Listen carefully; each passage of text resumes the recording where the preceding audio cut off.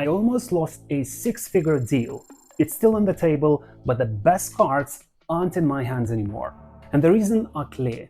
I talk too much, I let my emotions get in the way, I didn't speak with authority, I asked the wrong questions, and I overshared when I should have stopped. That's why I wrote these notes for myself. This is more like my diary, lessons I want to remember, so I don't repeat the same mistakes anymore.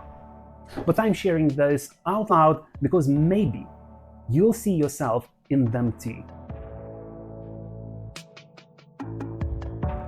The first thing I wrote in my notebook is this: stop talking to be liked, talk to lead. Too often we want approval, we want people to like us, so we soften our words. We say things like, I think maybe this could work, or I feel like this might be right. That sounds weak. If you want to lead, speak with certainty. Don't say, I think. Say, this is the way forward. Don't say, I feel like this might work. Say, here's the strategy that will work. Same idea, but one shows doubt, the other shows confidence. People don't follow maybe, they follow certainty. Here's my second note: control your emotions. This one hit me hard in my last meeting, and I felt myself losing control, reacting instead of leading. And I see this in others too. People lose deals and lose partnerships just because they can't hold their emotions. They snap, they blame, they get offended, and in seconds, the trust is gone. And there's a saying, high emotions, low intelligence. And it's true. When emotions take over, logic disappears. Leaders can't afford that.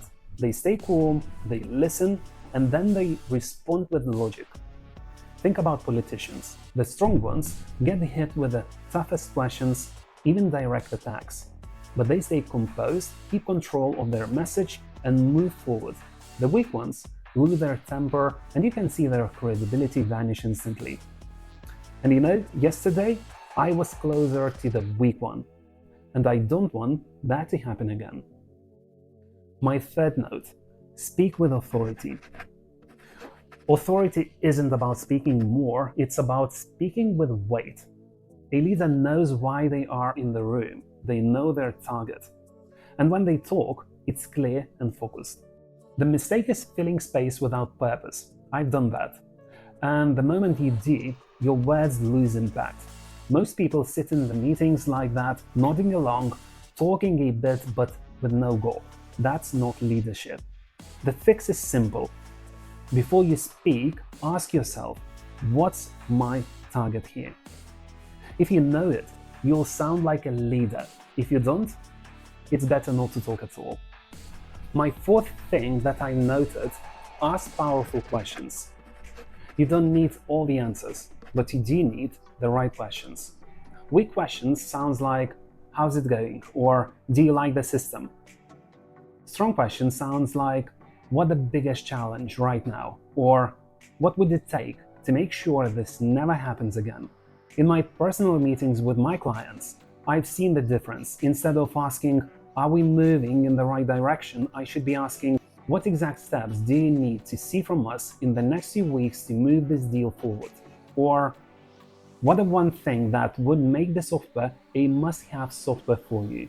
These are the questions that cut through the noise. They untangle the knot, and business is full of knots.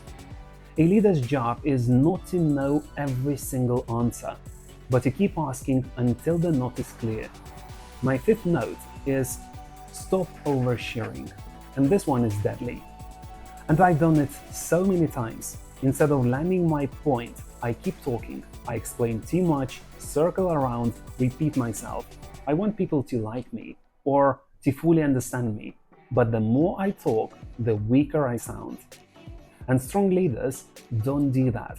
They land the plane, they say what needs to be said, and then they stop.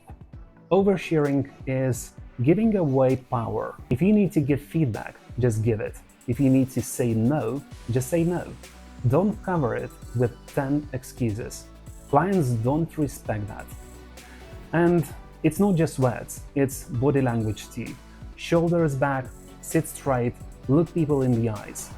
Speak clear and steady. Don't fidget. Don't whisper. Even if you don't feel confident yet, act like you are. That's what future you would do, so bring that into today. So these 5 points are now my checklist, and I'll repeat them before every single meeting until I stop repeating the mistakes I don't like in myself, until these skills become my natural ones.